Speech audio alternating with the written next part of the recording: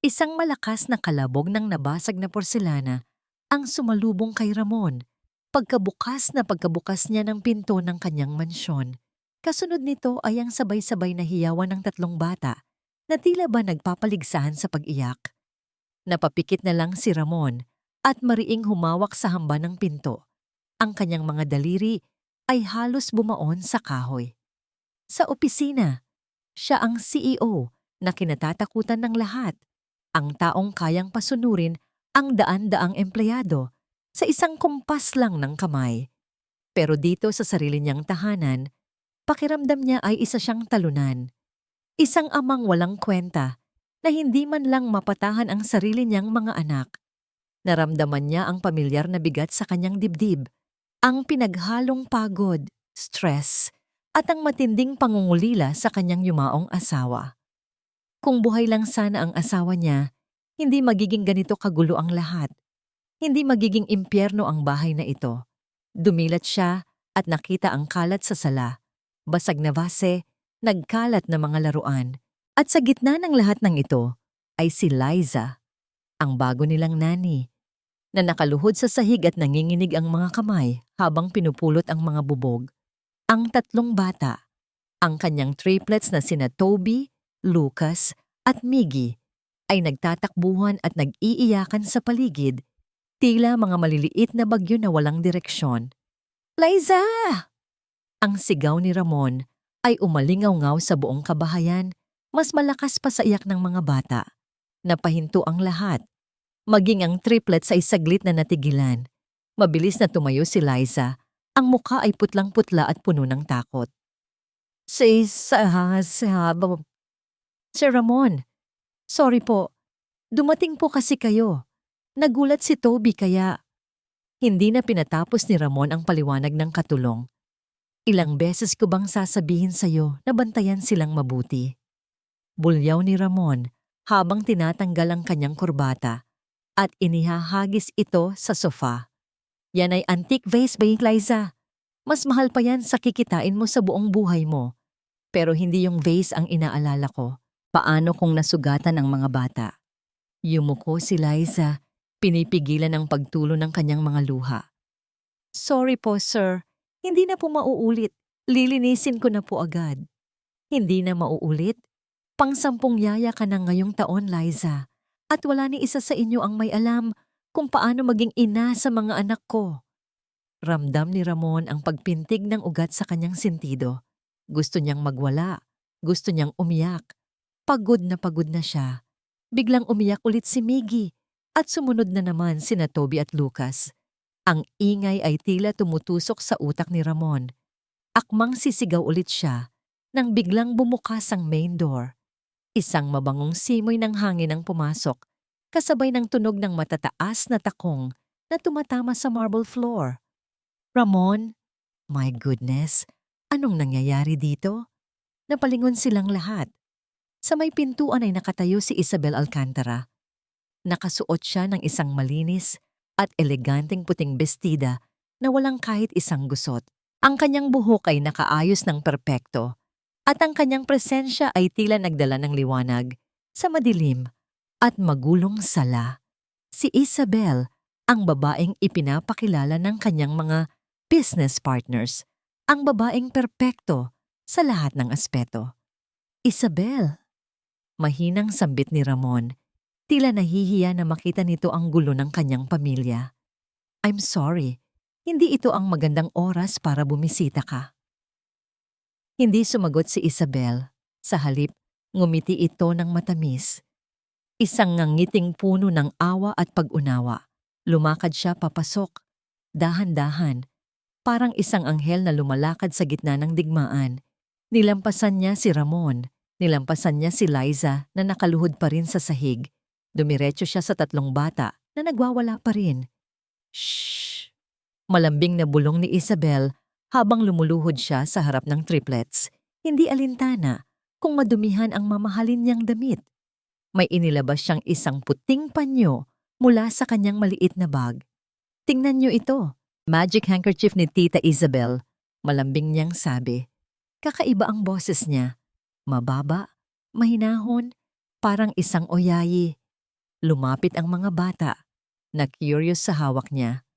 Dahan-dahang ipinahid ni Isabel ang panyo sa mga mukha ng mga bata na para bang pinupunasan ang kanilang mga luha at pawis. Pero napansin ni Liza mula sa kanyang pwesto sa sahig na medyo idiniin ni Isabel ang panyo sa ilong ni Toby ng bahagya.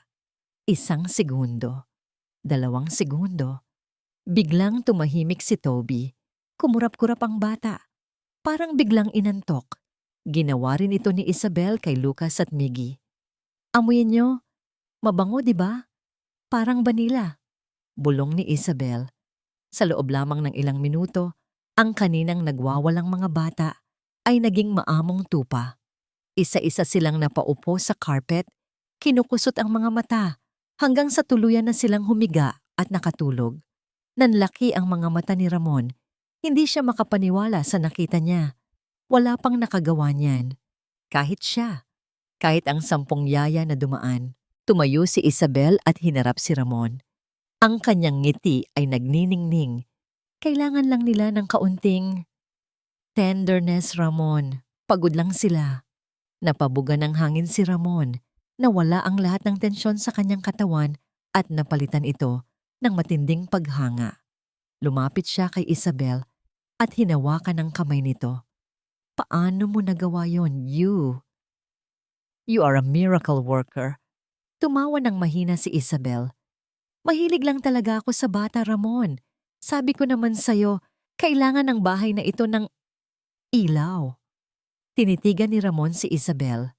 Sa sandaling iyon, hindi lang isang business partner ang nakita niya. Nakita niya ang solusyon sa lahat ng problema niya. Nakita niya ang isang ina para sa kanyang mga anak. Thank you, Isabel. Emotional na sabi ni Ramon. Hindi ko alam ang gagawin ko kung wala ka. Habang magkausap ang dalawa, tahimik na tumayo si Liza at bitbit ang mga basag na vase. Napatingin siya kay Isabel. Nakatalikod si Ramon kay Isabel, kaya hindi niya nakita ang reaksyon ng babae. Pero si Liza, kitang-kita niya. Habang nakatingin si Isabel sa mga batang natutulog sa sahig, nawala ang matamis nitong ngangiti. Napalitan ito ng isang malamig at nandidiring tingin. Dahan-dahang itinago ni Isabel ang panyo sa kanyang bag at mabilis na nagpahid ng alkohol sa kanyang mga kamay. Tila ba diring-diri siya sa pagkakadikit sa mga bata. Nag-angat ng tingin si Isabel at nagtama ang paningin nila ni Liza. Ngumisi si Isabel kay Liza, isang ngising puno ng babala na nagsasabing, "Nakita mo yon? Wala kang gagawin dahil wala namang maniniwala sa'yo." Nanginig si Liza sa takot, pero wala siyang nagawa kundi ang yumuko at maglakad palayo. Habang ang amo niyang si Ramon ay patuloy na nahuhulog sa patibong ng babaeng akala niya ay anghel. Maaliwalas ang umaga sa dining area ng mansyon, pero para kay Liza, parang may nakabara sa kanyang lalamunan na humahad lang sa kanya para makahinga ng maluwag. Amoy ng pritong bacon at bagong timplang kape ang pumupuno sa hangin. Sa tingin ng kahit sinong bisita, ito ang larawan ng isang perpektong pamilya. Nakaupo si Ramon sa kabisera, nagbabasa ng balita sa kanyang tablet habang humihigop ng kape. Maaliwalas ang mukha niya, malayo sa stress na dala niya kagabi. Sa tabi niya ay si Isabel. Suot ang isang floral na apron sa ibabaw ng kanyang mamahaling damit. Abala ito sa pagpapakain kay Toby.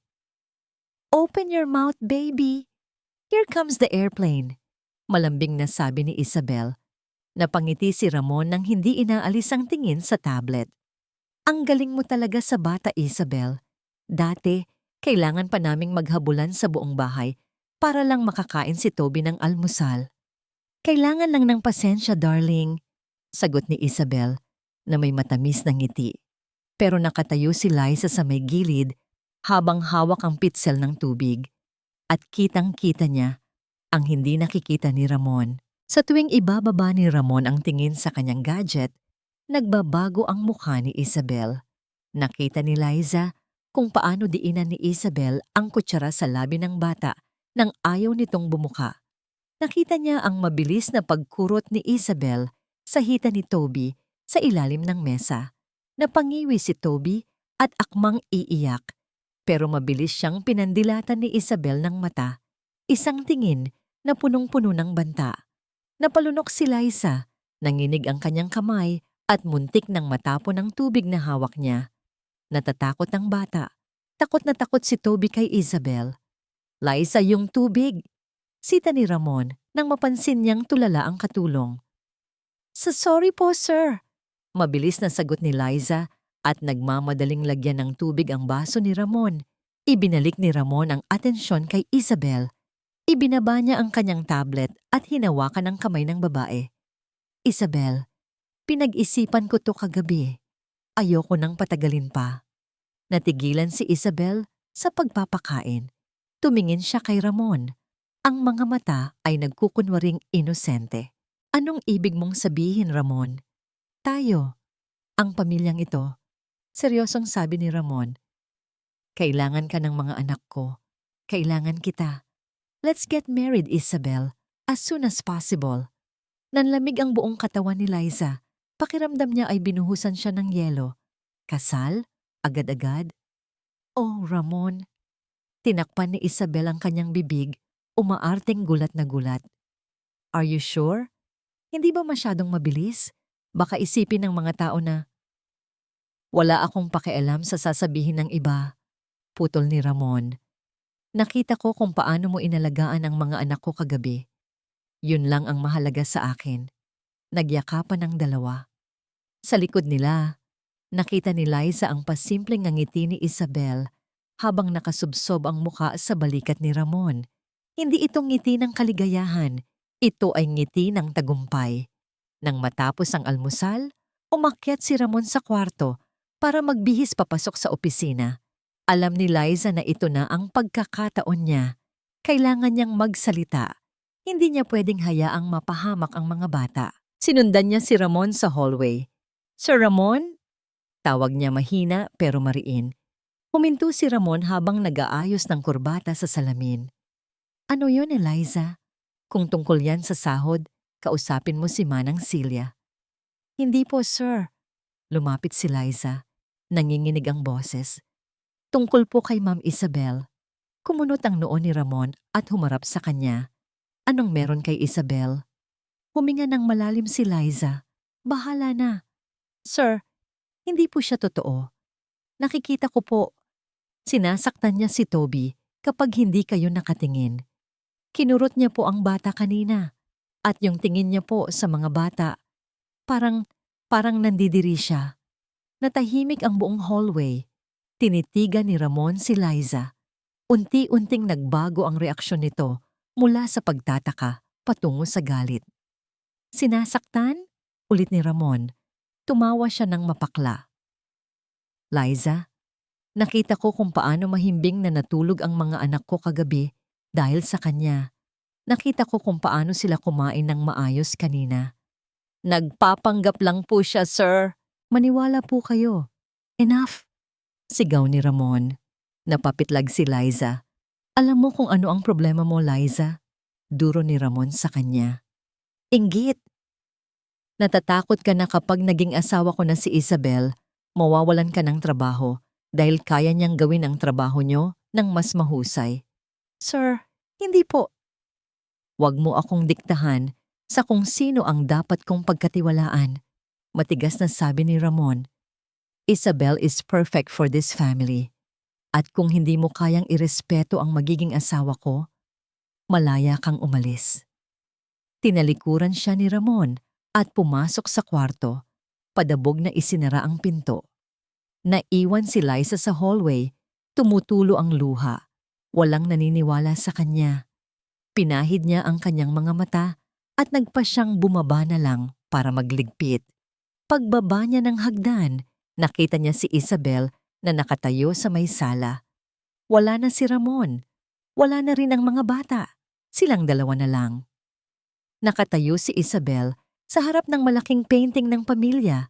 Hawak ang isang baso ng wine kahit umagang-umaga pa. Dahan-dahang lumingon si Isabel kay Liza. Wala na ang maamong mukha. Wala na ang malambing na boses. Ang kaharap ngayon ni Liza ay isang babaeng may matatalim na mata at malamig na aura. Lumapit si Isabel kay Liza, dahan-dahan. Ang tunog ng takong nito ay parang orasan na bumibilang ng oras. Huminto siya ng sobrang lapit kay Liza, halos magdikit ang kanilang mga mukha. Amoy ni Liza ang mamahaling pabango ni Isabel na humahalo sa amoy ng alak. Narinig ko ang sinabi mo kay Ramon, bulong ni Isabel. Napakalumanay ng boses niya pero nakakapangilabot. Napaatras si Liza pero na-corner siya sa pader. Akala mo ba maniniwala siya sa isang katulong na katulad mo? Tumawa ng mahina si Isabel. Ako ang future Mrs. Delgado. Ikaw ay isang nobody. Inilapit pa ni Isabel ang kanyang bibig sa tenga ni Liza. Payo lang, Yaya. Sulitin mo na ang mga huling araw mo dito. Dahil kapag nakuha ko na ang sing-sing, sisiguraduhin kong sa kalsada ka pupulutin. Ngumisi si Isabel. Tinapik-tapik ng marahan ang pisngi ni Liza na parang isang aso. At saka ito tinalikuran habang humahalakhak ng mahina. Nang hina ang mga tuhod ni Liza. Napaupo siya sa sahig habang pinapanood ang likod ng babaeng unti-unting sumisira sa pamilyang pinaglilingkuran niya. 4:00 na ng hapon. Tumingin si Isabel sa kanyang mamahaling relo habang nakatayo sa may balkonahe. Umalis na si Ramon kanina pang tanghali para sa isang emergency board meeting sa Makati. Perpekto ang timing, wala ang hari, kaya malaya ang reyna na gawin ang kanyang gusto sa kastilyo. Napangiti si Isabel. Isang ganang ngiti na hindi umaabot sa kanyang mga mata. Bumukas ang pinto ng guest room sa likuran niya. Iniluwan nito ang isang babae na halos kasing tangkad at kasing katawan ni Liza. Nakasuot ito ng uniforme na kaparehong-kapareho ng suot ng mga katulong sa mansyon. May suot din itong wig na itim na ginagaya ang messy bun na hairstyle ni Liza. Ayos na ba to, Ma'am Isabel? Tanong ng babae. Lumapit si Isabel at inikutan ng babae. Hinila niya ng bahagya ang laylayan ng uniforme nito at inayos ang wig. Perfect, bulong ni Isabel. Kung nakatalikod ka, walang mag-aakala na hindi ikaw ang basurang yaya na yon. Inabutan niya ng isang makapal na sobre ang babae. Pera, tandaan mo ang instructions ko. Sa blind spot ng camera sa playroom, kailangan kitang kita sa CCTV ang pagtulak pero hindi ang mukha mo. Intindi? Tumango ang babae. Yes, ma'am. Naglakad sila papunta sa playroom kung saan naglalaro ang triplets. Nasa kusina ang totoong Liza, abala sa paghahanda ng merienda. Isang gawain na siniguro ni Isabel na ibigay sa kanya para maging abala ito. Pagpasok nila sa playroom, nagulat si Lucas, Toby at Miggy. Tumingin sila sa babaeng kasama ni Isabel, akala nila ay si Liza. Pero nang makita nila ang mukha nito, umatras sila sa takot. Playtime lang tayo, malambing na sabi ni Isabel. Pero mabilis niyang hinablot ang braso ni Miggy. Dinala niya ang bata sa gitna ng kwarto, sakto sa tapat ng CCTV camera sa kisame. Sumenya si Isabel sa babae. Tumayo ang fake Liza sa harap ni Miggy, nakatalikod sa camera, at umakto na parang naninigaw at nananakot. Si Isabel naman, na nakatago sa gilid na hindi kita ng camera, ay pasimpleng inilabas ang kanyang paa. Nang umatras si Miggy dahil sa takot sa pekeng yaya. Blag! Pinatid ni Isabel ang bata. Bumagsak si Miggy sa sahig. Tumama ang tuhod sa matigas na wood tiles. Agad na umalingaw-ngaw ang malakas na iyak ng bata. Iyak ng tunay na nasaktan. Good!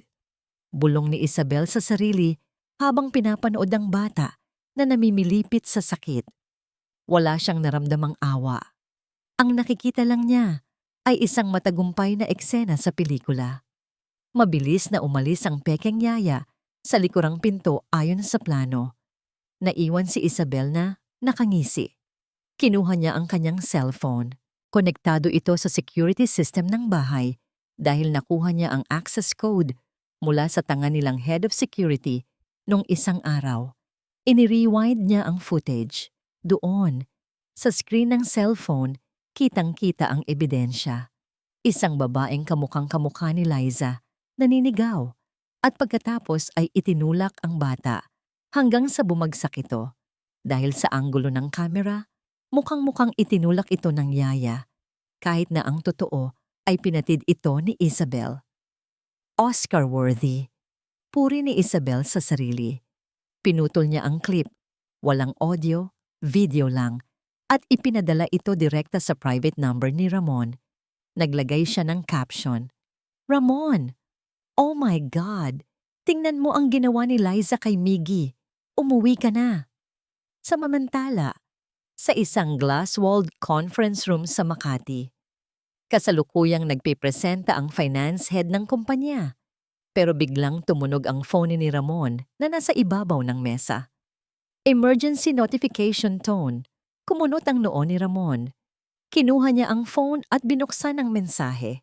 Habang pinapanood niya ang video, unti-unting namula ang kanyang mukha at leeg.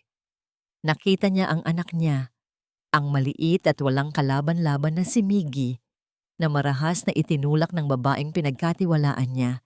Nakita niya ang pagbagsak ng bata. Nangatog ang kamay ni Ramon sa sobrang galit. "Sir Ramon," tanong ng isang empleyado, "okay lang po ba kayo?" Biglang tumayo si Ramon at ibinato ang kanyang phone sa pader. Crash! Nabasag ang screen ng cellphone at nagulat ang lahat ng tao sa conference room. Nanlaki ang mga mata nila sa takot. Hindi pa nila nakikitang ganito kagalit ang kanilang boss. "Meeting adjourned!" Sigaw ni Ramon. Ang boses ay parang kulog. Hindi na niya pinulot ang phone. Lumabas siya ng kwarto at dali-daling kinuha ang spare phone sa kanyang bulsa para tawagan ang head of security ng mansyon. Sa mansyon, papasok pa lang ang totoong Liza sa playroom. Dala ang tray ng juice at cookies. Nagtataka siya kung bakit umiiyak si Miggy. "Miggy, anong nangyari?" Nag-aalalang tanong ni Liza. Ibinaba niya ang tray at akmang lalapit sa bata para tulungan ito. Pero bago pa siya makalapit, bumukas ang pinto ng padabog. Pumasok ang 3 malalaking security guard, mukhang mga galit at handang manakit. "Huwag kang gagalaw, Liza," sigaw ng head security. Nagulat si Liza. Kuya Bert?" "Bakit po?" "Tutulungan ko lang si Miggy na dapa siya." "Lumayo ka sa mga bata." Hinawakan siya ng 2 guard sa magkabilang braso at pilit na inilayo kay Miggy. "Aray, nasasaktan ako. Ano bang nangyayari?" Sigaw ni Liza habang nagpupumiglas. "Ma'am Isabel, tulungan niyo po ako." Tumingin si Liza sa may pinto.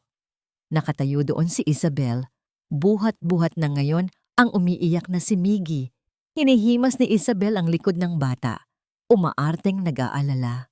Tumingin siya kay Liza ng may halong takot at pandidiri para sa kapakanan ng mga guard. Pero nang magtama ang paningin nilang dalawa, at habang abala ang mga guard sa pagposas kay Liza, isang maliit na kindat ang ibinigay ni Isabel. Kasabay nito ay ang pag-aling-awngaw ng boses ni Ramon mula sa radyo ng security guard. "Ikulong niyo ang babaeng yan sa kwarto. Siguraduhin niyong hindi na siya makakalapit sa mga anak ko kahit 1 metro. Papatayin ko siya pag-uwi ko." Nanghina si Liza. Ang boses ni Ramon ay punong-puno ng puot. Habang kinakaladkad siya ng mga guard palabas ng playroom, narinig niya ang huling sinabi ni Isabel, mahina at malumanay, habang pinatatahan ang bata. "Huwag ka nang umiyak, baby. Wala na ang monster. Mommy Isabel is here now." Nanginginig si Liza sa isang sulok ng guest room kung saan siya ikinulong ng mga guard. Madilim sa labas, kumukulog at kumikidlat. Tila nakikisabay ang langit sa bagyong nararamdaman niya sa kanyang dibdib. Basang-basa ng pawis at luha ang kanyang mukha. Kanina pa siya kumakatok. Nagmamakaawa na pakinggan siya. Pero bingi ang mga pader ng mansyon na ito. Biglang bumukas ang pinto ng padabog. Tumama ang seradura sa pader sa lakas ng pagkakabukas nito. Pumasok si Ramon. Basag ang boses ng kulog sa labas. Pero mas nakakatakot ang itsura ni Ramon ngayon. Gulo-gulo ang buhok nito, luwa ang mga mata sa galit, at ang kanyang suot na mamahaling suit ay gusot-gusot na. Sa Sir Ramon.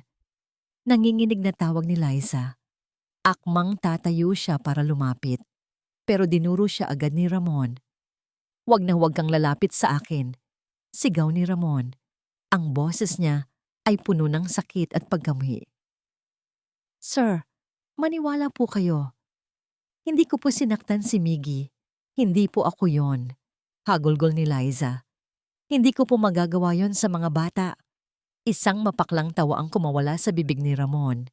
Inilabas niya ang kanyang cellphone, ang bagong phone na siguro ay binili niya pa uwi, at ipinakita ang video sa mukha ni Liza. "Hindi ikaw? Malinaw pa sa sikat ng araw, Liza. Kitang-kita sa CCTV." Napatitig si Liza sa screen. Nakita niya ang babaeng nakatalikod, ang buhok, ang uniforme, ang hubog ng katawan. Para siyang nanalamin. Pero alam niya sa sarili niya na hindi siya iyon. Nasa kusina siya noong mga oras na yon. "Sir, setup lang po yan. Si Ma'am Isabel po, may kasama siyang iba." "Tumahimik ka." Hindi na nakapagpigil si Ramon. Dumampot siya ng isang vase sa side table at ibinato ito sa pader sa tabi ni Liza. Crash! Nabasag ang vase at tumalsik ang mga bubog. Napapikit si Liza at napayakap sa sarili. "Binigyan kita ng trabaho. Pinagkatiwalaan kita. Pinapasok kita sa bahay ko at sa buhay ng mga anak ko." Nanginginig na sumbat ni Ramon. "Tapos ganito ang isusukli mo? Sasaktan mo ang anak ko?" Sa likod ni Ramon, nakita ni Liza si Isabel. Nakakapit ito sa braso ni Ramon, umaarteng takot na takot. Nakasubsob ang mukha nito sa balikat ng lalaki, pero ang kanyang mga mata ay nakatuon kay Liza. Walang emosyon ang mga mata ni Isabel. Blanco, malamig. "Honey, tama na." Bulong ni Isabel kay Ramon, boses na parang maamong tupa. "Baka kung ano pa ang gawin niya sa atin. Paalisin na lang natin siya. Please, natatakot ako para sa mga bata." Naniwala agad si Ramon sa drama ni Isabel. Huminga ng malalim si Ramon at kinuha ang wallet mula sa kanyang bulsa. Kumuha siya ng makapal na file ng pera, mga 1,000 piso na hindi na niya binilang, at ibinato ito sa mukha ni Liza. Nagliparan ang mga papel na pera sa ere bago bumagsak sa sahig kasama ng dignidad ni Liza. "Kunin mo yan. Yan ang huling sweldo mo. Bayad yan sa panloloko mo sa amin." Tumingin si Liza sa pera, tapos kay Ramon. "Sir, hindi ko po kailangan ng pera niyo." Umiiyak na sabi ni Liza. "Kailangan ko po ng hustisya. Ang mga bata, nasa panganib po sila kay Isabel." "Guard!" Sigaw ni Ramon. Hindi pinansin ang sinabi ni Liza. Pumasok ang 2 security guard. "Kalad ka rin niyo ang babaeng to palabas ng gate. Ngayon din. Kapag nakita ko pa ang pagmumukha niya sa loob ng subdivision na to, ipapakulong ko siya ng tuluyan." Hinawakan ng mga guard si Liza sa magkabilang braso. Wala na siyang nagawa. Masakit ang pagkakahawak sa kanya. Habang hinihila siya palabas ng kwarto, nagtama ang paningin nila ni Manang Celia na nasa hallway. Umiiyak ang matandang mayordoma. Gusto sanang lumapit ni Manang Celia, pero sinamaan ito ng tingin ni Isabel. Kaya nanatili itong nakatayo, nanginginig at walang magawa. Inilabas si Liza sa main door. Bumuhos ang malakas na ulan. Basa na agad si Liza pagtapak pa lang niya sa porch. Isang malakas na tulak ang ginawa ng mga guard sa kanya hanggang sa mapalabas siya sa malaking gate ng mansyon. "Huwag ka nang babalik." Sigaw ng guard bago isara ang itim na bakal na gate. Klang! Ang tunog ng pagsara ng gate ay parang tunog ng pagsara ng isang kabanata ng buhay niya. Naiwan si Liza sa gitna ng dilim at ulan. Walang payong, walang jacket, walang dalang gamit, kundi ang suot niyang uniforme. Niyakap niya ang sarili dahil sa lamig. Tumingala siya sa bintana ng kwarto ng triplets sa 2nd floor. May ilaw pa doon. Alam niyang gising pa ang mga bata. Alam niyang hinahanap siya ni Toby, Lucas, at Mig. Sumikip ang dibdib ni Liza, hindi dahil sa nawalan siya ng trabaho, hindi dahil sa ipinahiya siya, kundi dahil alam niyang naiwan ang mga anghel na Yon sa piling ng demonyo. Pinahid ni Liza ang ulan at luha sa kanyang mukha. Sa gitna ng kulog at kidlat, unti-unting napalitan ang lungkot sa kanyang mukha ng isang matinding determinasyon. Ang dating mahina at takot na Liza ay tila hinugasan ng ulan. Huminga siya ng malalim at ibinulong sa hangin. Sapat lang para marinig ng kanyang sarili. Magpapakasal ka pa lang, Isabel. Hindi ka pa nananalo. Itinikom niya ang kanyang kamao. Babalikan ko kayo, mga anak. Pangako. Kahit anong mangyari, ililigtas ko kayo. Tumalikod si Liza at nagsimulang maglakad sa madilim na kalsada. Bawat hakbang ay mabigat, pero puno ng layunin. 1 linggo na ang nakalilipas mula nang paalisin ni Ramon si Liza. Pero ang katahimikan sa loob ng mansyon ay mas nakabibingi kaysa sa ingay noon. Nakaupo si Ramon sa carpet ng playroom. Sa harap niya, nakaupo ang triplets, sina Toby, Lucas, at Miggy. Dati, kapag umuupo siya dito, dinadumog siya ng mga ito. Magpapabuhat, magpapahabol, o kaya ay magpapakita ng kanilang mga laruan. Pero ngayon, nakaupo lang sila. Tahimik, walang imik. Ang mga mata nila ay nakapako sa sahig. Toby, Lucas, tawag ni Ramon. Pilit na pinasasaya ang boses. Look, Daddy bought new robots. Gusto niyo bang laruin? Inabot niya ang isang mamahaling robot kay Toby. Pero sa halip na kunin ito, napaatras ang bata. Nagtago ito sa likod ni Lucas. Nanginginig ang mga balikat. Parang sinaksak ang puso ni Ramon. Takot sa kanya ang sarili niyang mga anak.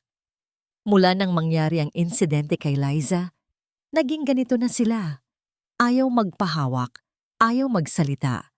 Madalas silang magising sa gabi na umiiyak at sumisigaw. Napatingin si Ramon sa drawing na ginagawa ni Miggy sa isang papel. Puro itim na kulay ang gamit nito. Guhit ng malalaking bilog na itim. At sa gitna, may isang figura ng babae na may mahabang buhok at parang umiiyak. Sino yan, Miggy? Tanong ni Ramon.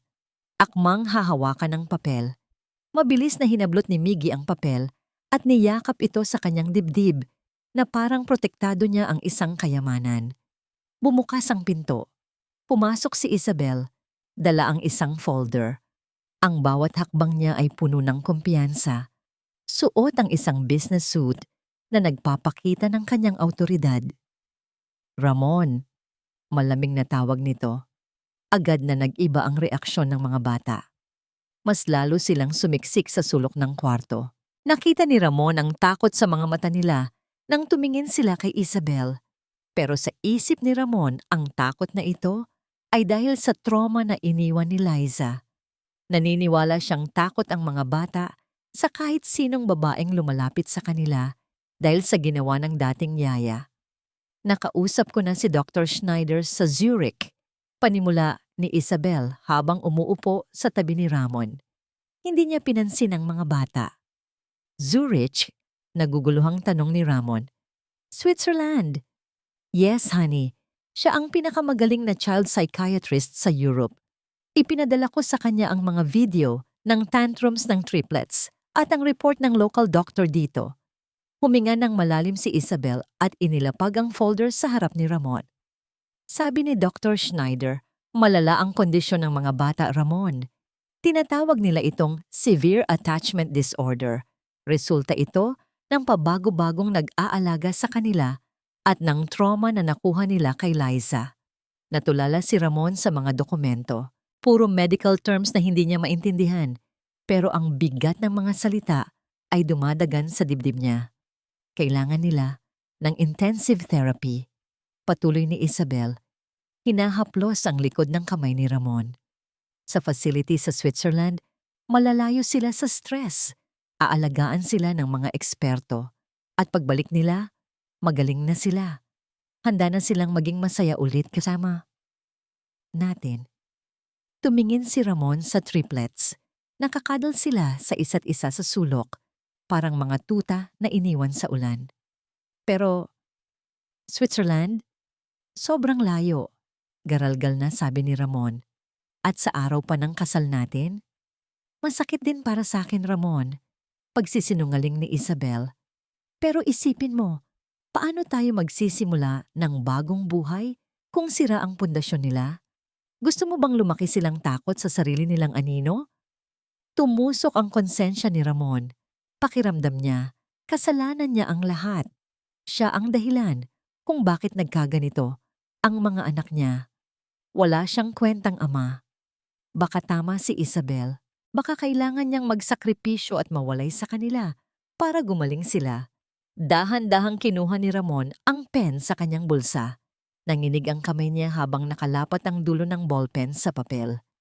Para sa inyo to, mga anak, bulong niya sa sarili. Sa bawat pirma niya sa mga dokumento, parang pinipiga ang puso niya.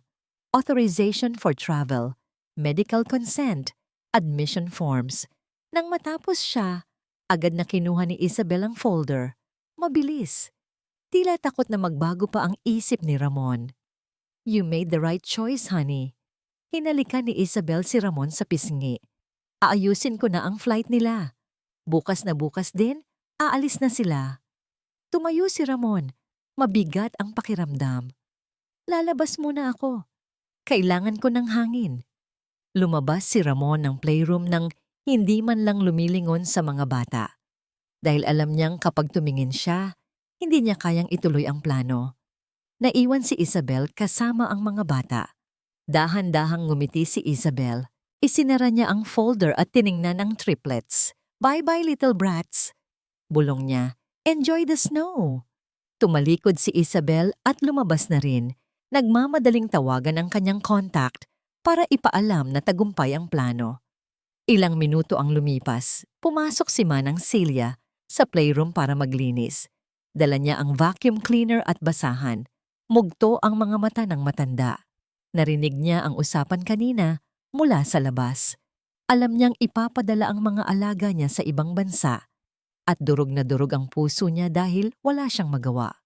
Huwag kayong mag-alala, bulong ni Manang Celia habang pinupunasan ang luha. Kahit hindi siya naririnig ng mga bata na nakatulala pa rin. Ipagdadasal ko kayo. Sinimulan niyang ayusin ang magulong sofa kung saan nakaupo kanina si Isabel at Ramon. Habang inaayos niya ang mga throw pillow, may nahulog na bagay mula sa pagitan ng upuan. Clack! Isang maliit na itim na gadget. Kumunot ang noo ni Manang Celia. Pinulot niya ito. Ito yung lumang voice recorder na lagi niyang daladala dahil makakalimutin na siya. Ginagamit niya ito para i-record ang mga bilin ni Sir Ramon at ang listahan ng grocery. Naiwan niya pala ito sa ilalim ng sofa kaninang umaga bago pumasok si Ramon at Isabel. Akmang ibubulsa na sana niya ito nang mapansin niyang umiilaw ang pulang ilaw nito. Recording? Nanlaki ang mata ni Manang Celia. Napindot pala ang record button nang maipit ito sa sofa kanina. Ibig sabihin, nakarecord ang lahat ng nangyari sa kwartong ito magmula pa kaninang umaga. Kabadong-kabado si Manang Celia. Pinindot niya ang stop at pagkatapos, sa nanginginig na daliri, pinindot niya ang play. Inilapit niya ang recorder sa kanyang tenga dahil medyo mahina na ang pandinig niya. Una, puro kaluskos lang, iyak ng mga bata. Tapos, boses ni Ramon, boses ni Isabel, ang usapan tungkol sa Switzerland. Pero hindi yon ang nagpatigil sa pagtibok ng puso ni Manang Celia dahil habang patuloy ang recording, narinig niya ang nangyari pagkalabas ni Ramon. Sa recording, narinig niya ang pagtunog ng cellphone ni Isabel at ang boses nito na malinaw na malinaw. Hello, Doc? Yes, napapirma ko na ang tangang si Ramon. Oo, bukas na ang flight. Dalhin niyo na sila sa mental ward. I don't care kung anong gawin niyo sa kanila. Basta siguraduhin niyong hindi na sila makakabalik sa Pilipinas. Once they are gone, akin na ang lahat ng pera ng mga delgado. At pagkatapos, ang halakhak ni Isabel, isang tawa na parang demonyo. Nabitiwan ni Manang Celia ang recorder. Blag. Napahawak siya sa kanyang dibdib. Namutla siya at parang hihimatayin. Ang mga bata, hindi sila may sakit. Ibebenta sila. ipapatapon. Tumingin si Manang Silya sa triplets. Sa unang pagkakataon, hindi takot ang naramdaman niya, kundi galit. Matinding galit ng isang lola na handang pumatay para sa kanyang mga apo. Mabilis niyang pinulot ang recorder at isiniksik ito sa loob ng kanyang bra. Kailangan niyang mahanap si Liza. Ngayon din, madilim ang paligid ng mansyon ng mga Delgado. 2:00 na ng madaling araw. Nakatago si Liza sa likod ng malalagong bougainvillea sa gilid ng service gate. Basang-basa pa rin ang suot niyang damit mula sa ulan kanina at nanginginig siya sa lamig. Pero hindi niya alintana ang ginaw. Mas nangingibabaw ang kaba sa kanyang dibdib. Tumunog ang kanyang mumurahing cellphone. Isang text mula kay Manang Silya. Nandito na ako sa likod. Walang guard. Huminga ng malalim si Liza. Tumingin siya sa paligid bago mabilis na tumakbo patawid sa kalsada patungo sa maliit na gate na ginagamit ng mga hardinero. Pagbukas niya ng gate, bumungad sa kanya ang mukha ni Manang Silya. Mugto ang mga mata ng matanda, pero may kakaibang tapang sa ekspresyon nito na ngayon lang nakita ni Liza. Manang, naiiyak na bulong ni Liza at mahigpit na niyakap ang matanda. Shh! Suway ni Manang Silya habang hinihila si Liza papasok sa maliit na tool shed ng Hardin para hindi sila makita ng mga roving guards. Madilim sa loob ng shed, amoy lupa at kalawang. Tanging ang liwanag lang ng buwan na tumatagos sa butas ng yero ang nagsisilbing ilaw nila. Akala ko hindi ka napupunta. Nanginginig na sabi ni Manang Silya. Nangako ako, Manang. Hindi ko iiwan ang mga bata. Sagot ni Liza. Anong nangyari? Bakit pinapapunta niyo ako ng ganitong oras? Nangapkap si Manang Silya sa kanyang bulsa at inilabas ang isang maliit at itim na bagay. Ang lumang voice recorder. Muntik ko nang hindi mailabas to, bulong ni Manang. Mahigpit ang bilin ni Isabel sa mga guard na inspeksyonin ang gamit ng lahat ng lalabas at papasok. Kinailangan ko pang itago to sa ilalim ng damit ko. Iniabot ni Manang Silya ang recorder kay Liza. Pakinggan mo ang demonyo. Pinindot ni Liza ang play. Sa tahimik na gabi, ang boses ni Isabel ay parang tunog ng pagkaladkad ng kadena. Once they are gone, akin na ang lahat ng pera ng mga Delgado. Nanlaki ang mga mata ni Liza. Napahawak siya sa kanyang bibig para pigilan ang mapasinghap. Ang bawat salita ni Isabel sa recording ay parang punyal na tumutusok sa puso ni Liza. Mental ward. Hindi na sila makakabalik. Nang matapos ang recording, nanatiling tahimik si Liza. Pero sa loob niya, sumasabog ang galit. Galit na hindi niya akalaing kaya niyang maramdaman. Ang mga bata, sina Toby, Lucas, Migim, ipapatapon sila na parang basura? Para lang sa pera? Bukas ng umaga ang kasal, sabi ni Manang Silya, basag ang boses. At bukas din ng umaga ang flight ng mga bata. Isasabay sila sa pag-alis ni Ramon at Isabel papunta sa simbahan, pero didiretso ang van sa airport. Napatingin si Liza sa recorder. Hawak niya ang susi. Hawak niya ang kaligtasan ng mga bata. Kailangan nating ipadala to kay Sir Ramon, sabi ni Liza. I-send natin sa cellphone niya. Umiling si Manang Silya. Sinubukan ko kanina, pero luma na ang recorder na yan, Liza. Walang Bluetooth, walang internet, at sira ang connector nito sa computer. Hindi ko mailipat ang file. Natigilan si Liza. Ibig sabihin, kailangan nating dalhin yang mismong recorder kay Ramon, dugtong ni Manang Silya. Bago siya makapagsabi ng I do, bago niya pirmahan ang marriage contract. Tumingin si Liza sa direksyon ng mansyon. Alam niyang napakahigpit ng seguridad. Alam niyang may shoot-to-kill order siguro laban sa kanya kung ituturing siyang intruder. Pero na-imagine niya ang mukha ni Miggy na umiiyak. Napahigpit ang hawak niya sa recorder. Gagawin ko, Manang. Papasok ako sa simbahan. Sasama ako. Matapang na sabi ni Manang Celia, kilala ko ang mga guard sa simbahan. Baka madadaan ko sila sa pakiusap.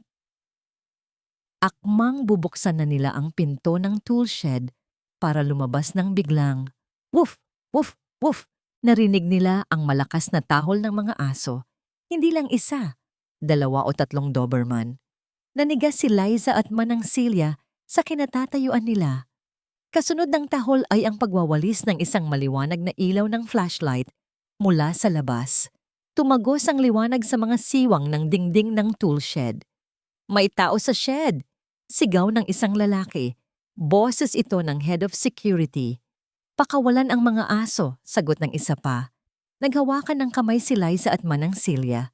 Rinig na rinig nila ang mabilis na pagtakbo ng mga aso papalapit sa kinaroroonan nila. Ang mga pangil at kuko nito ay kumakaskas sa lupa. Wala silang matatakbuhan. Dito, Liza! Bulong ni Manang Celia sabay turo sa isang maliit na bintana sa likod ng shed na sira na ang rehas. Kasya ka dyan. Tumakbo ka na. Iwan mo na ako. Hindi kita iiwan, Manang. Umalis ka na. Ang ebidensya ang mahalaga. Tinulak ni Manang Celia si Liza papunta sa bintana. Iligtas mo ang mga bata. Wala nang nagawa si Liza. Sa huling pagkakataon, tiningnan niya ang matanda. Mabilis na umakyat si Liza sa bintana at tumalon palabas sa likod ng shed, diretso sa madamong area na papunta sa gubat. Pagbagsak niya sa lupa, narinig niya ang pagbukas ng pinto ng shed at ang sigaw ni Manang Celia. Takbo, Liza! Takbo! Kasunod nito ay ang tunog ng pagwawala ng mga aso at ang sigaw ng mga guard. Tumakbo si Liza. Tumakbo siya ng buong lakas. Hawak ang recorder sa kanyang dibdib, habang ang mga luha ay umaagos sa kanyang pisngi kasabay ng ulan. Tumatakbo si Liza sa gitna ng talahiban. Ang bawat hininga niya ay parang apoy sa kanyang lalamunan. Masakit ang kanyang mga binti. Mabigat ang kanyang mga paa dahil sa putik na kumapit sa kanyang sapatos. Sa likuran niya, naririnig pa rin niya ang malalayong tahol ng mga aso at ang sigaw ng mga security guard. Manang Celia, patawarin niyo ako. Ang linyang iyon ay paulit-ulit na tumatakbo sa isip niya. Kasabay ng tibok ng puso niya na halos sumabog sa kaba. Alam niyang nahuli na ng mga guard si Manang Celia. Alam niyang nagsasakripisyo ang matanda para lang makatakas siya. Kaya bawal siyang huminto, bawal siyang mapagod. Nakarating siya sa mataas na pader na naghihiwalay sa subdivision at sa highway. Ito ang dulong bahagi ng property, ang parte na bihira lang daanan ng mga guard. Tumingala si Liza. Ang pader ay halos 10 talampakan ng taas, puno ng lumot at madulas dahil sa ulan. Kinapa niya ang recorder sa kanyang bulsa. Nandoon pa. Ligtas. Kumapit si Liza sa mga baging at bitak ng pader. Inihakbang niya ang kanyang paa, pero dumulas ito. Gas-gas. Bumagsak ang tuhod niya sa magaspang na semento. Napapikit siya sa sakit. Ramdam niya ang pag-agos ng mainit na dugo mula sa kanyang tuhod, humahalo sa malamig na tubig ulan. Para kay Miggy, para kay Toby, para kay Lucas. Bulong niya sa sarili habang umiiyak. Pinilit niyang tumayo. Sinubukan ulit. Sa pagkakataong ito, ginamit niya ang galit bilang gasolina. Galit kay Isabel, galit sa kawalan ng katarungan. Nakaakyat siya. Pagbagsak niya sa kabilang side, sa labas ng subdivision, bumagsak siya sa isang maputik na kanal. Ang baho, ang dumi. Ang dating malinis na puting uniforme niya ay kulay lupa na ngayon. Ang buhok niya ay gusot-gusot at puno ng dahon. Pero nakangiti si Liza. Nakalabas siya. Tumingin siya sa langit. Unti-unti nang nagliliwanag. Umaga na. Ang araw ng kasal. Mabilis na lumipas ang oras. 9:00 ng umaga. Sa harap ng San Agustin Church sa Intramuros, sunod-sunod ang pagdating ng mga mamahaling sasakyan. May mga Mercedes-Benz, BMW at Land Cruiser. Bumababa ang mga bisita na nakasuot ng naggagandahang gown at barong. Lahat ay amoy mayaman. Lahat ay masaya. Sa kabilang kalsada, nakatago sa likod ng isang poste, naroon si Liza. Ang itsura niya ay parang taong grasa. Puno ng putik ang damit. May tuyong dugo sa tuhod at siko. Walang sapatos ang kaliwang paa dahil naiwan ito sa putikan kanina habang tumatakbo. Pinagtitinginan siya ng mga dumadaan. May mga nagtatakip ng ilong. Diyos ko, tulungan niyo po ako, dasal ni Liza. Nakita niya ang bridal car na dumating. Isang puting Rolls Royce. Bumaba si Isabel. Napakaganda nito sa kanyang designer wedding gown na puno ng Swarovski crystals. Kumikinang ito sa ilalim ng araw. Nakita rin niya ang pagbaba ng triplets mula sa isang itim na van sa likod. Nakataksido ang mga bata, pero walang ngiti sa mga labi nila. Hawak sila ng mahigpit ng dalawang yaya na hindi kilala ni Liza. Mga tauhan siguro ni Isabel. Nakita ni Liza na pasimpleng kinurot ng yaya si Lucas para maglakad ng mabilis. Kumulo ang dugo ni Liza. Hindi na siya nag-isip. Tumakbo siya patawid ng kalsada. Sir Ramon! Sir Ramon! Sigaw niya. Napalingon ang ilang mga bisita. Hinarang siya ng 2 pulis na nagbabantay sa entrance ng simbahan. Teka miss! Bawal ang pulubi dito! Sigaw ng pulis sabay tulak kay Liza. Hindi ako pulubi. Kailangan kong makausap si Ramon Delgado. Nagpupumiglas na sigaw ni Liza. Baliw yata to eh. Ilayo niyo nga yan. Utos ng head security ng kasal. Nakita ni Liza na papasok na si Isabel sa malaking pinto ng simbahan. Ang mga bata ay naipasok na rin. Magsisimula na ang seremonya. Kapag nakapasok na sila at naisara ang pinto, huli na ang lahat. Madadala na ang mga bata sa airport pagkatapos ng kasal. Bitawan niyo ako. May ebidensya ako. Sigaw ni Liza habang kinakaladkad siya ng mga pulis palayo. Biglang kinagat ni Liza ang kamay ng pulis na nakahawak sa kanya. Aray! Bumitaw ang pulis. Ginamit ni Liza ang pagkakataong yon. Tumakbo siya ng buong bilis patungo sa malaking pinto ng simbahan. Wala siyang pakialam kung mukha siyang baliw. Wala siyang pakialam kung duguan siya. Harangin niyo siya! Sigaw ng mga guard. Pero mabilis si Liza. Ang adrenaline ng isang inang nagtatanggol sa kanyang anak ay nasa kanya. Naabot niya ang dambuhalang pintuan ng San Agustin Church. Itinulak niya ito ng buong lakas gamit ang kanyang balikat. Kriak! Bumukas ang pinto ng malakas. Lumilikha ng nakabibinging tunog na umalingaw-ngaw sa loob ng tahimik at sagradong simbahan. Ang liwanag mula sa labas ay pumasok sa loob. Tumatama sa silweta ni Liza na humihingal, duguan at gusgusin sa dulo ng aisle sa altar. Nakatayo si Ramon at si Isabel. Hawak na ni Ramon ang kamay ni Isabel. Isusuot na sana niya ang singsing. Lahat ng mata, daan-daang bisita, ay lumingon sa pinto. Tumingin si Ramon. Nanlaki ang kanyang mga mata nang makilala niya ang babaeng nakatayo sa pinto. Liza? Itinaas ni Liza ang kanyang kamay. Hawak-hawak ang itim na recorder ng mahigpit, parang isang sandata. Itigil ang kasal. Sigaw niya, ang boses ay basag pero puno ng tapang. Parang tumigil ang pag-ikot ng mundo ni Ramon. Ang malakas na tunog ng pagbukas ng pinto ay nag-echo sa buong simbahan, pero mas malakas ang kabog ng dibdib niya nang makita niya kung sino ang pumasok. Si Liza, duguan, puno ng putik. Gusot-gusot ang damit at walang sapin sa isang paa. Para itong isang multo na bumangon mula sa hukay para multuhin siya sa pinakamasayang araw ng buhay niya. Nag-umpisang magbulungan ang mga bisita. Ang mga flash ng kamera ay sunod-sunod na kumislap. Nakatutok na ngayon sa babaeng nasa pinto, sa halip na sa altar. Naramdaman ni Ramon ang paghigpit ng hawak ni Isabel sa kanyang kamay. Sobrang higpit. Masakit na. Tumingin siya kay Isabel. Ang maamo at anghel na mukha ng kanyang bride ay wala na. Ang nakikita niya ngayon ay isang mukhang namumula sa galit. Nandidilat ang mga mata at nanginginig ang panga. Guards! Tili ni Isabel. Basag ang boses nito. Matinis. Hindi ito ang malambing na boses na minahal ni Ramon. Ano bang tinutungangan niyo dyan? Palabasin niyo ang baliw na yan. Sinisira niya ang kasal ko.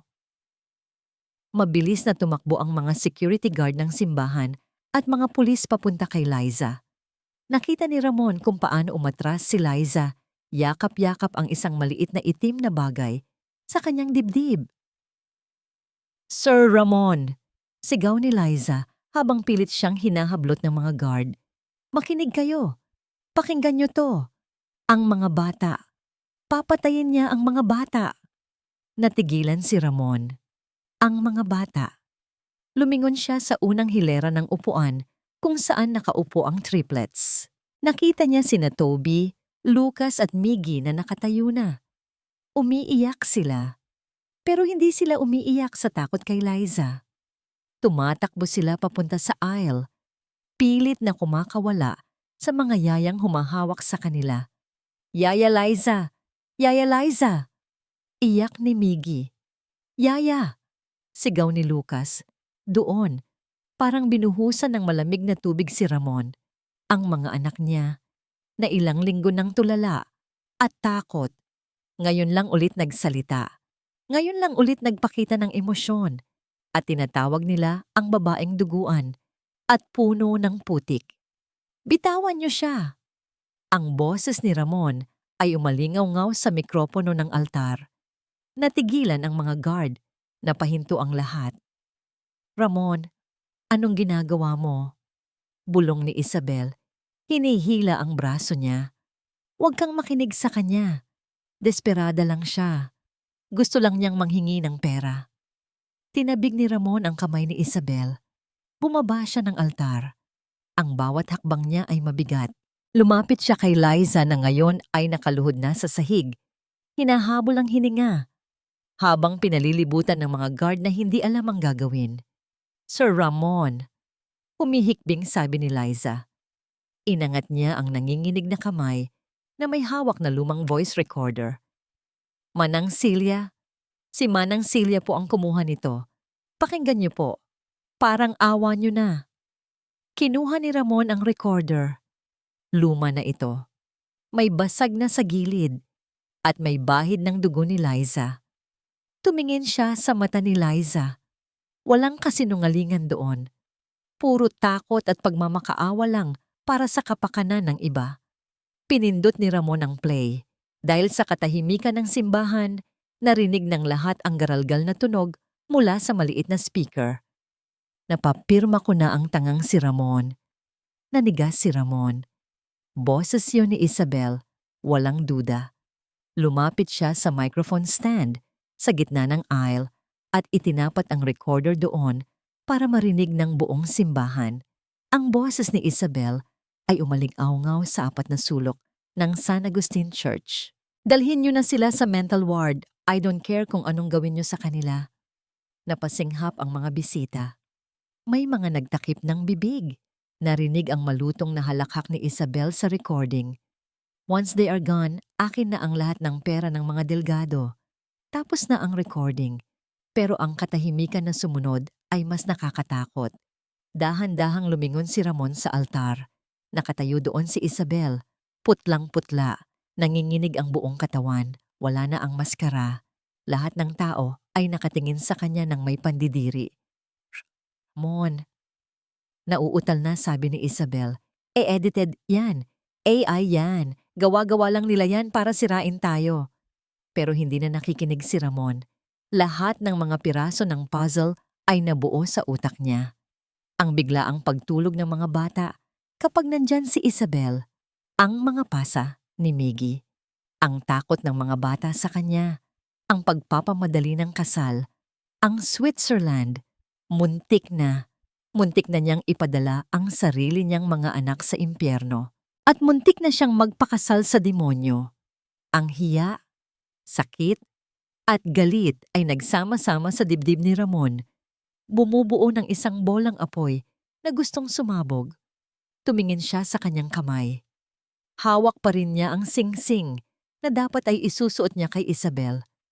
Binitawan niya ito. Ting! Tumunog ang sing-sing nang bumagsak ito sa marmol na sahig at gumulong palayo. "Ramon, please, makinig ka!" Sigaw ni Isabel. Akmang bababa ng altar para lapitan siya. Pero humakbang si Ramon pabalik sa altar. Mabilis, galit.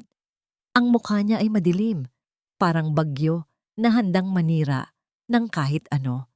Napaatras si Isabel nang makita ang itsura ni Ramon. Natapilok siya sa kanyang gown at napaupo sa hagdan ng altar. Tumayo si Ramon sa harap niya. Nanginginig ang mga kamao habang ang buong simbahan ay naghihintay kung anong gagawin niya sa babaeng muntik nang sumira sa buhay nila. Nakatitig si Isabel sa sapatos na balat ni Ramon. Makintab, itim. Ito na lang ang nakikita niya mula sa kanyang pagkakalugmok sa hagdan ng altar. Nanginginig ang kanyang buong katawan, hindi sa takot, kundi sa galit. Paano nangyari to? Planado ang lahat. Ang mga dokumento, ang flight, ang pera. Ilang minuto na lang sana at kanya na ang mundo. Pero dahil sa isang basurang katulong at isang ulyanin na matanda, gumuho ang imperyo niya. Naramdaman niya ang init ng daan-daang mata na nakatusok sa kanya. Ang mga bisita, mga senador, business tycoons, mga socialite, lahat sila ay nakatingin sa kanya ngayon na parang isa siyang dumi sa kalsada. "Ramon," pinilit ni Isabel na pasayahin ang boses niya. Ginamit niya ang natitira niyang alas, ang kanyang luha. Umiyak siya. Yung iyak na maganda pa rin tingnan. "Honey, please, maniniwala ka ba talaga sa recorder na yan? Baka deepfake lang yan. Alam mo naman ang technology ngayon, di ba? Gusto lang nila akong sirain." Akmang hahawakan niya ang binti ni Ramon. "Huwag mo akong hawakan." Ang boses ni Ramon ay parang yelo. Malamig, matalim.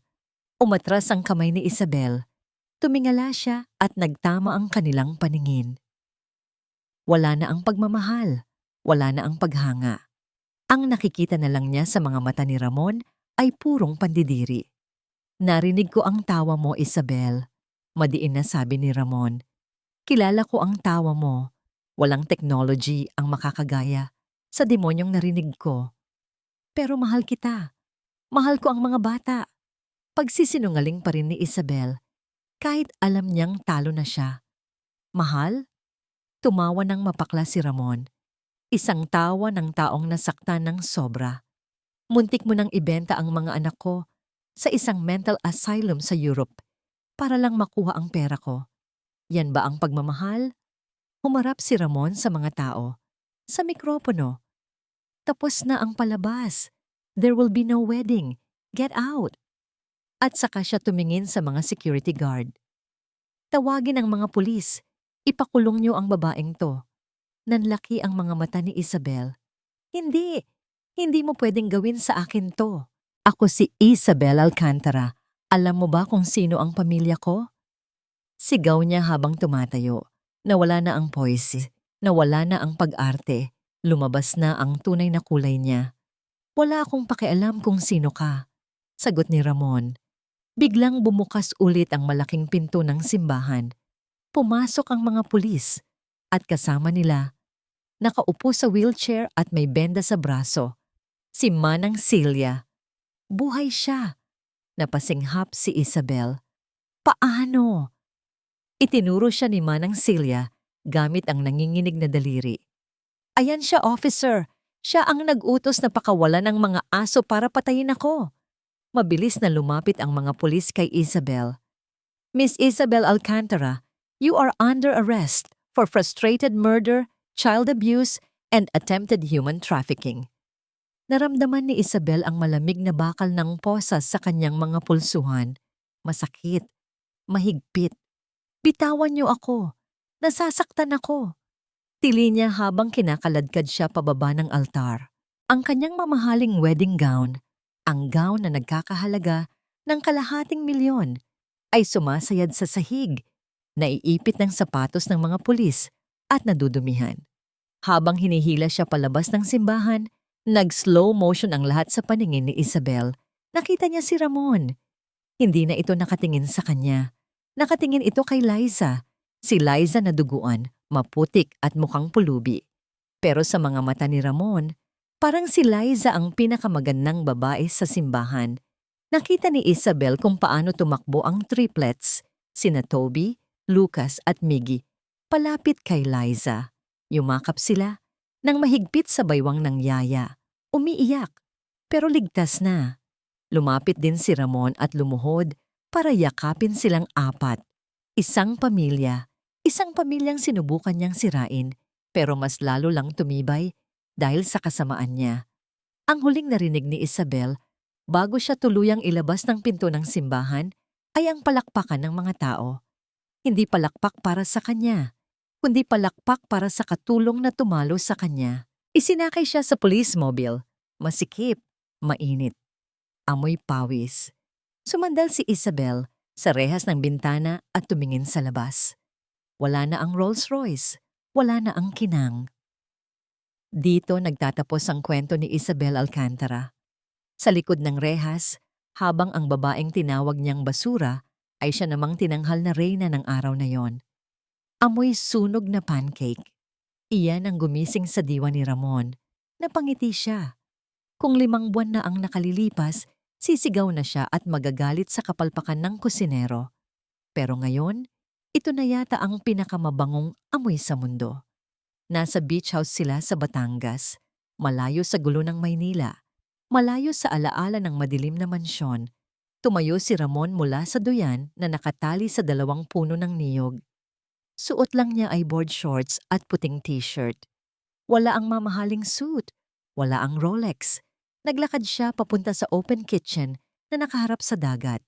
Doon, nakita niya ang kanyang mundo. Sina Toby, Lucas at Miggy ay puro harina ang mukha. Tumatawa sila habang pinipilit lagyan ng chocolate syrup ang mga sunog na pancake. At sa gitna nila, nandoon si Liza. Simple lang ang suot nito, isang yellow sundress na humahampas sa hangin. Walang makeup, pero para kay Ramon, mas maganda pa ito kaysa sa sinumang modelo sa magazine. "Sir Ramon, gising na po pala kayo." Bati ni Liza nang mapansin siya. "Sorry po, sunog yung niluto ni Lucas." "Hindi ako. Si Toby yon." Tanggi ni Lucas sabay pahid ng harina sa pisngi ng kapatid. Nagtawanan silang lahat. Lumapit si Ramon. Hindi siya umupo sa kabisera. Umupo siya sa sahig kasama ng mga bata. "Okay lang kahit sunog," sabi ni Ramon, sabay kuha ng isang pancake at kinagat ito. Crunchy." Tumawa si Miggy. "Daddy, yuck!" Tinitigan ni Ramon ang mga anak niya. Ang 3 batang ito na dating takot sa kanya, na dating nanginginig kapag naririnig ang boses niya, ngayon ay inaasar na siya at si Liza. Nakatingin si Liza sa kanila na may ningning sa mga mata. Simula noong wedding fiasco, nagbago ang lahat. Si Manang Celia ay nagretiro na at binigyan ni Ramon ng sariling bahay at monthly pension para magpahinga. Si Liza naman ay, hindi na siya yaya sa papel. Siya na ang namamahala sa lahat. Pero alam ni Ramon na kulang pa yon. "Liza?" Tawag ni Ramon. "Po? Pwede ba tayong maglakad sa dalampasigan? Iwan muna natin ang mga chefs na magkalat dito." Namula ang pisngi ni Liza. Tumango ito. Naglakad silang 2 sa buhanginan habang papalubog ang araw. Kulay orange at purple ang langit. Ang tunog ng alon ay nakakakalma. Ilang minuto silang tahimik. "Naalala mo ba noong una kitang nakita?" Basag ni Ramon sa katahimikan. Napayuko si Liza. "Opo, natapunan ko po kayo ng kape. Akala ko po sisisyantihin niyo na ako noon." Tumawa si Ramon ng mahina. Hinawakan niya ang kamay ni Liza. Nagulat si Liza at napatingin sa kanya, pero hindi ito bumitaw. "Bulag ako noon, Liza." Seryosong sabi ni Ramon. "Hinanap ko ang perpektong ina para sa mga anak ko sa mga maling lugar. Akala ko, nasa yaman, nasa pinag-aralan, o nasa ganda ng apelyido ang pagiging isang magandang halimbawa." Huminto sila sa paglalakad. Hinarap ni Ramon si Liza. "Pero nasa harap ko lang pala siya araw-araw. Naglilinis ng kalat ko. Nagpapasensya sa init ng ulo ko. at handang tumalon sa pader at maglakad sa putikan para lang iligtas ang mga anak ko. Nagsimulang tumulo ang luha ni Liza. Sir Ramon, Ramon, please, Ramon na lang. May dinukot si Ramon sa bulsa ng kanyang shorts.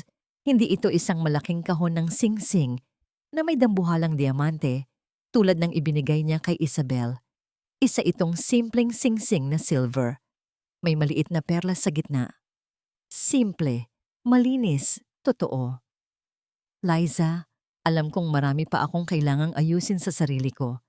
Hindi ako perpektong ama at lalong hindi ako perpektong lalaki. Sabi ni Ramon, nanginginig ang boses. Lumuhod siya sa buhanginan. Pero kung hahayaan mo ako, gusto kong gugulin ang natitira kong buhay para patunayan sa'yo na deserve ko ang pagmamahal mo. Will you? Will you be the real mother of my children and my wife? Napahawak si Liza sa kanyang bibig. Ang iyak niya ay humalo sa tunog ng dagat. Tumingin siya sa malayo, kung saan nakadungaw ang triplets sa bintana ng beach house, nakangiti at nagtatatalon habang nanonood. Tumingin siya ulit kay Ramon. Sa mga mata nito na puno ng pag-asa. Ramon, bulong ni Liza. Kahit wala kang yaman, kahit wala kang mansyon, basta kasama natin ang mga bata.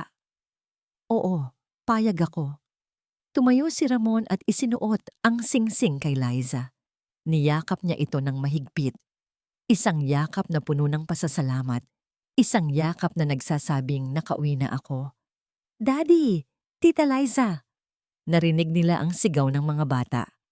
Tumatakbo sina Toby, Lucas, at Miggy papalapit sa kanila. Sinalubong sila ni Ramon at Liza. Nagpagulong-gulong silang lima sa buhanginan, nagtatawanan, habang hinahampas sila ng maliliit na alon ng dagat. Sa sandaling iyon, alam ni Ramon ang totoo. Ang bahay ay gawa sa bato at semento, pero ang tahanan ay gawa sa pagmamahal, tiwala, at isang pamilyang handang ipaglaban ang isa't isa, anuman ang mangyari. At sa wakas, ang milyonaryong si Ramon Delgado ay mayaman na talaga.